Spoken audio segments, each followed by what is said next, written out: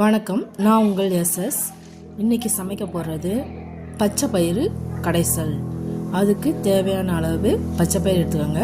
1 cup பச்சை பயிறு, அது முழுகிற அளவுக்கு தண்ணி ஊற்றிட்டு 1/2 ஸ்பூன் மஞ்சள்தூள், 1 ஸ்பூன் ஜீரகம், 1/2 ஸ்பூன் பெருங்காயத்தூள் சேர்த்துக்கோங்க. இந்த பச்சை பயிரில் நிறைய நன்மைகள் இருக்கிறதுனால, புரோட்டீன் சத்து அதிகமாக இருக்கிறதுனால யூஸ் பண்ணுறது நல்லது. 3 பழுத்த தக்காளி சேர்த்துக்காங்க. நான் இந்த பச்சை பயிர் கடைசலுக்கு புளி சேர்க்கப்படுறதில்லைங்க, தக்காளி மட்டும்தான். 1 ஸ்பூன் எண்ணெய் ஊற்றி குக்கரில் வச்சு 3 விசில் வந்ததுக்கப்புறம் இறக்கி வச்சுட்டு ஒரு பாத்திரத்தில் 2 ஸ்பூன் சமையல் எண்ணெய் ஊற்றி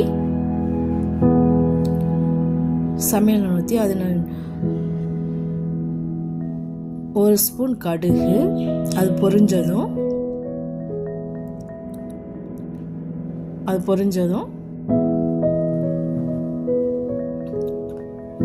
4 வரமிளகா, அதுக்கப்புறம் சின்ன வெங்காயம் 10 கட் பண்ணி வச்சதை அதில் ஆட் பண்ணிக்கிறேன்.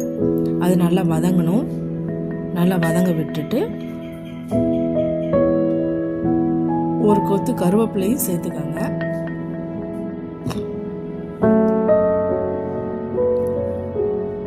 நல்லா வதங்க விடுங்க.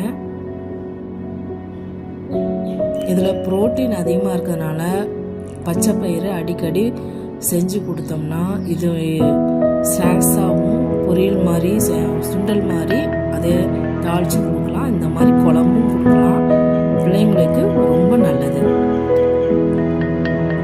வேக வச்சுருந்த பச்சை பயிறு அதில் ஆட் பண்ணிக்கோங்க. ஆட் பண்ணிவிட்டு ஒரு தடவை நல்லா கலந்து விட்டுட்டு அதுக்கப்புறம் தேவையான அளவு உப்பு போட்டுக்கோங்க. பூண்டு நான் இப்போ தான் போடுறேன், ஏன்னா இது கொஞ்சம் டிஃப்ரெண்ட்டான டேஸ்ட் வரும். பூண்டு ஒரு 5-6 பூண்டு தட்டி போட்டுக்கோங்க. 1 ஸ்பூன் சீரகமும் ஆட் பண்ணிக்கோங்க. அப்புறம் தேவையான அளவு உப்பு சேர்த்துக்கோங்க. சேர்த்து ஒரு தடவை கொதிக்க விட்டுங்க. கொதிக்க விட்டதுக்கப்புறம் மத்து போட்டு கடைச்சி எடுத்துக்கோங்க. பாசிப்பருப்பு கடைசல் ரெடி ஆயிரும். இது ரொம்ப நல்லது. இது சாதத்துக்கு நல்ல காம்பினேஷன்.